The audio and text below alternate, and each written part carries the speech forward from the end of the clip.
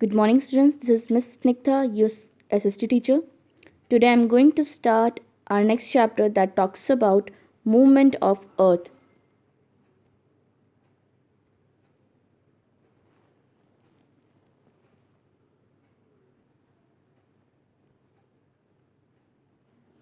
Movements of Earth. The Earth moves in two ways: rotation and revolution. Rotation of the Earth. Rotation refers to the spinning movement of the Earth on its own axis. The axis of Earth is an imaginary line passes straight from North Pole to South Pole through the center of the Earth. Rotation एक ऐसा movement है जिसमें अर्थ अपनी ही axis पे घूमता है, spin करता है. It takes 24 hours to complete one rotation. Earth 24 hours लेता है एक रोटेशन कंप्लीट करने में. It rotates from west to east. ये वेस्ट से ईस्ट की तरफ रोटेट करता है.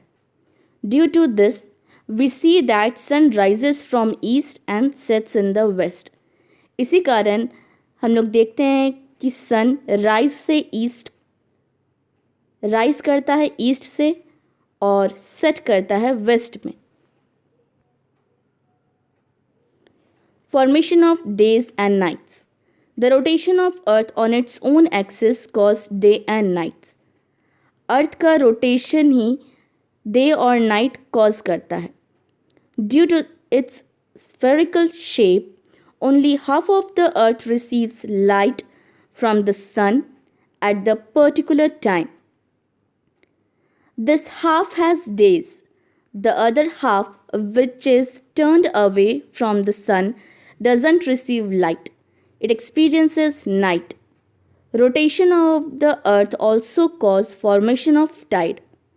Tides are the rise and fall of sea water happening twice a day. अर्थ का जो हिस्सा सन के रे के डायरेक्ट कांटेक्ट में आता है वहाँ डे होता है और अर्थ के जिस हिस्से में सन की रोशनी नहीं पहुँच पाती वो नाइट होता है. Revolution of earth. Revolution of earth is the movement of earth around the sun in a fixed path called orbit. Revolution of earth वो मूवमेंट है जिसमें अर्थ सन के चारों ओर एक फिक्स्ड पाथ जिसे ऑर्बिट कहते हैं उस पर मूव करता है. The orbit is oval in shape.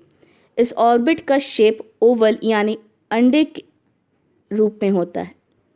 It takes 364 and 1/4 days to complete one revolution.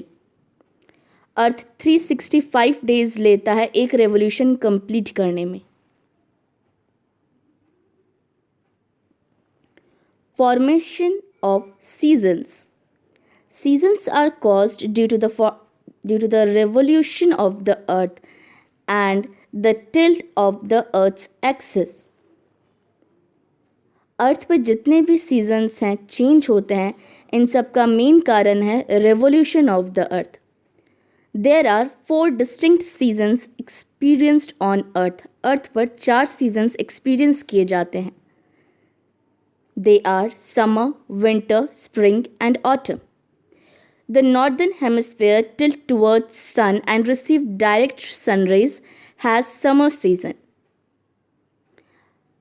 अर्थ का वो हिस्सा जिस पर सन की रेज डायरेक्ट पड़ती है वहाँ समर सीज़न होता है. The days are longer than nights. यहाँ समर में डेज नाइट से ज़्यादा लंबी होती हैं. Meanwhile the southern hemisphere receives less and mild sun rays and experiences winter season. वहीं सदर्न हेमिस्फीयर में सूर्य का सन का रे काफ़ी कम पड़ता है, इस कारण वो हिस्सा विंटर सीजन एक्सपीरियंस करता है. The days are shorter than nights. Winter season में डेज छोटे होते हैं और नाइट्स लंबी होती हैं.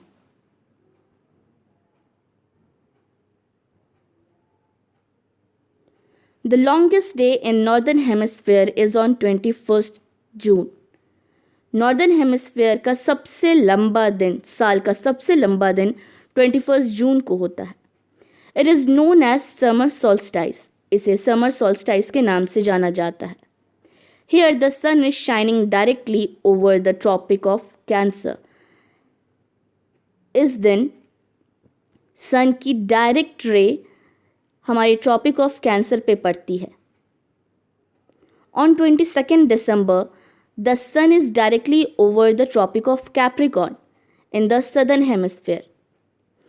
और 27 दिसंबर को सन का डायरेक्ट रे ट्रॉपिक ऑफ कैप्रिकॉर्न पे पड़ता है सदर्न हेमिस्फेयर में। 22 दिसंबर मार्क्स द विंटर सॉलिस्टिस, और इसलिए 22 दिसंबर को विंटर सॉलिस्टिस कहा गया है।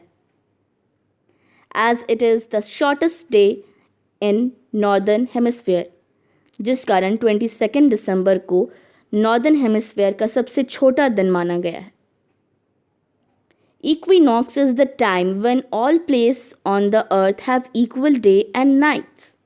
Equinox एक ऐसा टाइम होता है जब अर्थ पे डेज और नाइट्स इक्वल हो जाती हैं, because the sun shines directly on the equator. ऐसा इसलिए होता है क्योंकि सन की रेज इक्वेटर पे डायरेक्ट पड़ती है।